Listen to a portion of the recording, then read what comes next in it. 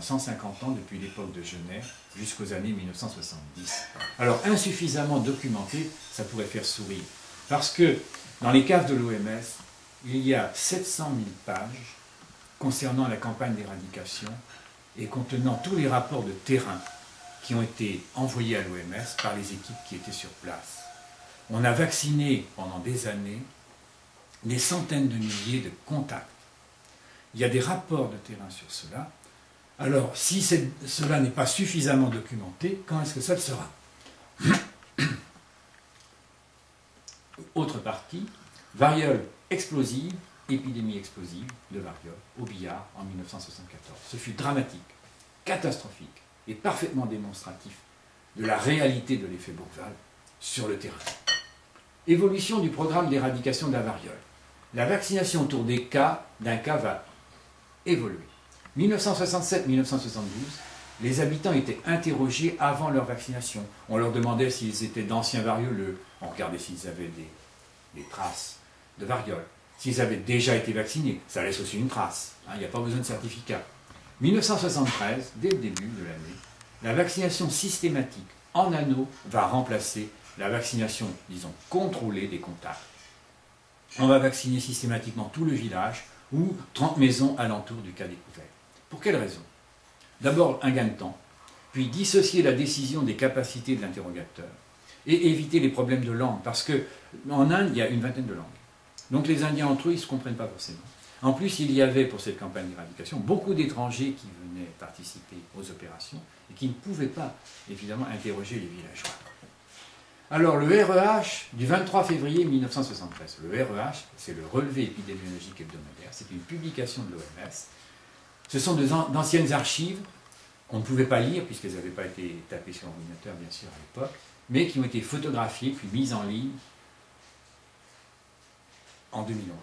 Et c'est seulement à cette époque-là que j'ai pu faire le travail que je vais vous présenter maintenant. On y lit. Les cas déclarés en Inde sont en nette augmentation. Surveillance et notification mieux assurées l'expliquent. Donc, tout va bien. 16 mars 1973, pas longtemps après. Les problèmes sont d'une ampleur telle que des efforts encore plus considérables que ceux qui sont déployés seront nécessaires pour interrompre la transmission. D'importantes épidémies éclatent en ce moment. Inde, Calcutta, Bangladesh. Ce sont les plus étendues qu'on ait jamais enregistrées au cours des 10 dernières années. 4 mai 1973.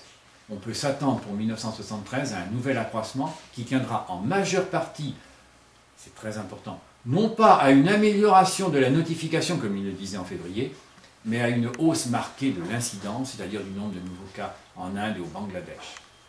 Ça, c'est très important.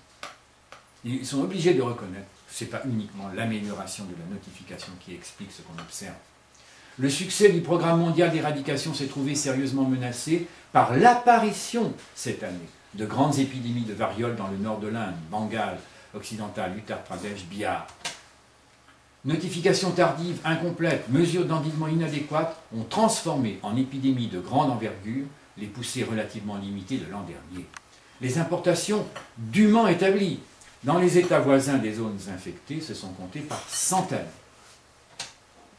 29 juin, en Inde, les principales régions d'endémicité continuent à déclarer plus de cas qu'elles ne l'ont jamais fait depuis plus d'une décennie. De nouveaux foyers d'endémie sont encore détectés dans d'autres régions, jusque-là exemptes de la maladie. Il est décevant, nous disent-ils, de constater à ce jour l'échec des efforts d'endiguement entrepris pour interrompre la transmission dans le Rajasthan et l'Andhra Pradesh, où l'incidence de la maladie est faible et où des mesures d'endiguement relativement limitées mais efficaces devraient rapidement produire leurs effets. Ce qui est décevant, surtout, c'est de constater qu'ils sont incapables de comprendre d'où ça vient, c'est-à-dire d'une pratique de plus en plus systématique de la vaccination des contacts, puisque au fur et à mesure qu'on trouve davantage de cas, on trouve davantage de contacts autour d'eux.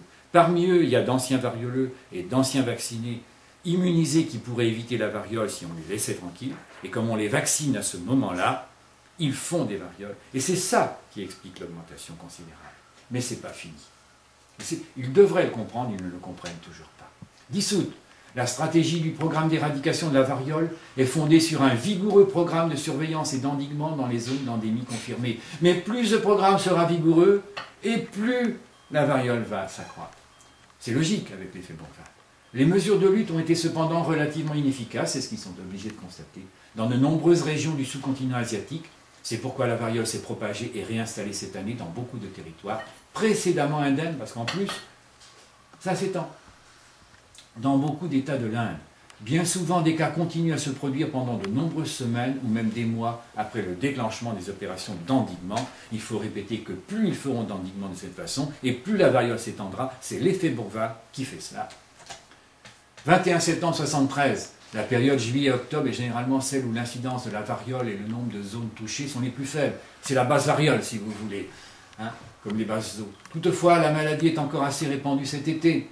Cette situation très préoccupante rend nécessaire un programme de surveillance endiguement beaucoup plus agressif, afin d'éviter de graves problèmes pendant la prochaine saison de la variole. Avec l'effet Bourgval, plus on sera agressif, et plus la variole se répandra, et c'est ce qui va se produire. Dans les 3 pays où la variole persiste à l'état endémique, de vastes campagnes sont engagées pour déceler et éliminer les derniers îlots d'infection à cette époque de l'année où l'incidence est faible. Il faut en profiter, mais ce sera l'inverse. Le succès de la campagne d'automne exige des mesures de surveillance encore plus efficaces. Alors, pour surveiller davantage et trouver tous les cas de variole, ils vont instituer la semaine de prospection, un nouveau système de surveillance, une fois par mois. Pendant une semaine, les équipes prospectent tous les villages. Et les 3 autres semaines, qu'est-ce qu'elles font? Alors, elles ne se reposent pas. Elles restent dans les zones où elles ont trouvé des cas de variole. Et elles vont surveiller ce qui se passe. Sauf au billard, où ça ne pourra pas se faire à cause des inondations. Alors, regardez ce diagramme qui représente les notifications semaine par semaine pendant le dernier trimestre de 1973. Alors c'est clair, les semaines de prospection, c'est les semaines 43, 47 et 51. Et observez que derrière ces semaines de prospection, il y a une chute du nombre de notifications. Alors il faut bien comprendre que ces nombres-là, représentés par ces bâtons, ce ne sont pas des incidences sur la semaine, ce sont des prévalences, c'est-à-dire le nombre total de cas, parce qu'il peut y avoir des cas qui ont démarré 15 jours avant ou 3 semaines avant. Le REH du 10 mai 1974 au 7 mai 1974, accroissement de 34% par rapport au nombre de cas enregistrés à la même date de 1973. Une fraction de cet accroissement peut être attribuée à l'introduction en octobre 1973 d'un nouveau système de surveillance remarquablement plus efficace, grâce auquel la notification est devenue pratiquement complète. Bien, on trouve tous les cas de variole. Mais ça doit être clair. Plus on trouve de cas de variole, plus on trouve de contacts, évidemment. Comme on les vaccine, l'effet Bourgval va entraîner un accroissement du nombre de cas. En même temps, c'est eux qui l'écrivent, des épidémies explosives. C'est toujours eux qui l'écrivent. C'est sans doute Anderson. Se sont produites dans l'état de Billard où l'on a enregistré 6 fois plus de cas que l'an dernier et qui est au centre du problème. En même temps, et ils ne comprennent pas. Variole au Billard en 1974, les notifications, alors c'est en rouge, les semaines de prospection, en rouge. Et derrière, qu'est-ce que vous constatez? Qu'il y a davantage de cas notifiés. Pendant les semaines où ils ne prospectent plus, mais où ils se contentent de rester dans les villages pour voir ce qui se passe. Je remets le diagramme précédent pour octobre, novembre et décembre 1973. Vous voyez, derrière la semaine de prospection, c'est la chute pour les notifications, alors que ici, c'est l'inverse. Pourquoi? Cette fois-ci, les équipes restent sur place, dans le village. Elles voient donc apparaître des cas qui sont forcément des cas qu'elles viennent juste de vacciner, puisqu'ils vaccinaient tout le monde. Donc tous ces gens-là sont des contacts fraîchement vaccinés.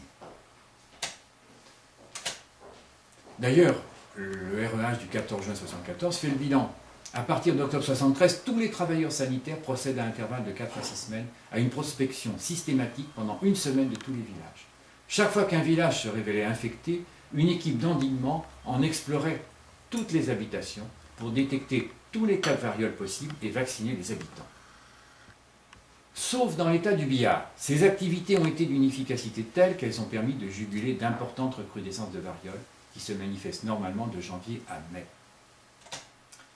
La bataille principale contre la variole se livre au Billard, Pour ce qui est du billard, le programme a été lent à démarrer, en partie à cause des inondations